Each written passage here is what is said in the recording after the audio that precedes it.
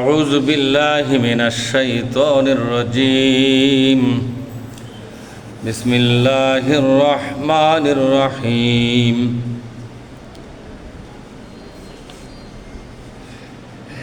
إن الذين أجرموا كانوا من الذين آمنوا يضحكون وإذا مروا بهم يتغامزون وإذا انقلبوا إلى أهلهم انقلبوا فكهين وإذا رأوهم قالوا إن هؤلاء لضالون وما أرسلوا عليهم حافظين فاليوم الذين آمنوا من الكفار يضحكون على الأرائك ينظرون هل سبب الكفار ما كانوا يفعلون।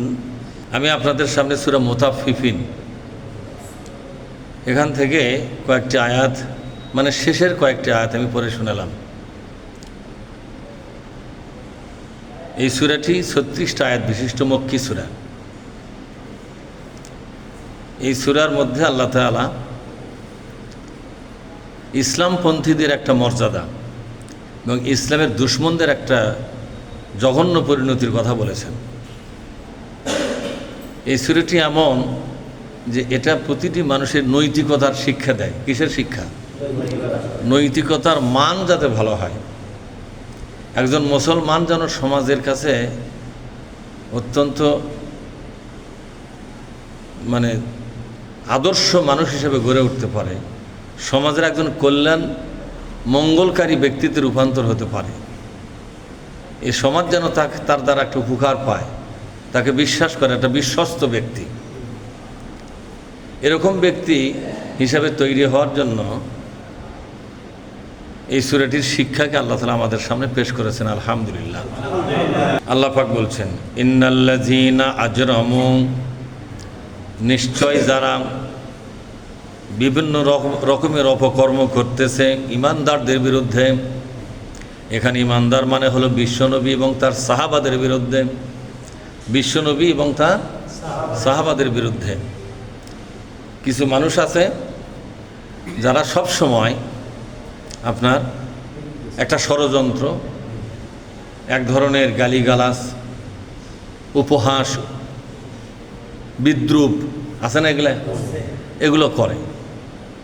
কেন করে বলেন তো?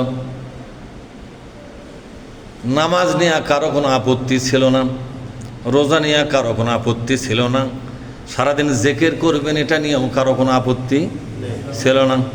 বুঝেন না আমার কথা? দান খয়রাত করবেন এটা নিয়ে আপত্তি নয়। বিশ্বনবী এগুলো যে করেছেন এটা সত্য, এগুলোর জন্য তার দুশমনী হয় নাই। তার দুশমনী হয়ে গেল কিসের জন্য? তার দুশমনী হয়ে গেল, তিনি বলেছিলেন এই দুনিয়ার কোনো ব্যক্তির নেতৃত্ব মানা যাবে না, সকল মানুষের দায়িত্ব আমাকে নেতা বলে মেনে নেওয়া। কাকে নেতা বলে?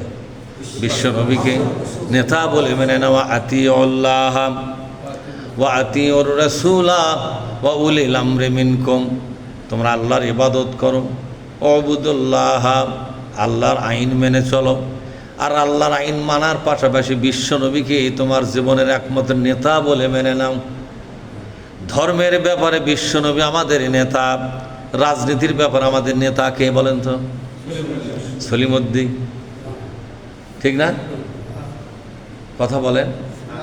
এই কথা বুঝের মধ্যে আপনার নাজাত কিন্তু লুকে আছে। অবহেলা করলে লাভ নাই, আপনার সর্বনাশটা ঘটবে। রাজনীতির বেলায়, ক্ষমতার বেলায় আপনার নেতাকে নবী আমার বলছেন, যারা নাকি আমাকে তার জীবনের একমাত্র আদর্শ নেতা বলে মানবে না, ফালাইসা মিন্নি, সেই লোকটা আমার উম্মতের মধ্যে পরিগণিত হবে না। নাউজুবিল্লাহ। আল্লাহ নিজেও বলছেন, ওয়ালা ইউহাক্কিমুকা, বলেন ওয়ালা ইউহাক্কিমুকা ফীমা শাজারা বাইনাহুম যতক্ষণ পর্যন্ত তোমাদের রাজনৈতিক জীবনের একমাত্র আদর্শ নেতা বলে তোমাকে না মানবে, ততক্ষণ আমি আল্লাহ নিজের নামে কসম খেয়ে বলতেছি ওরা মুসলমান নয়।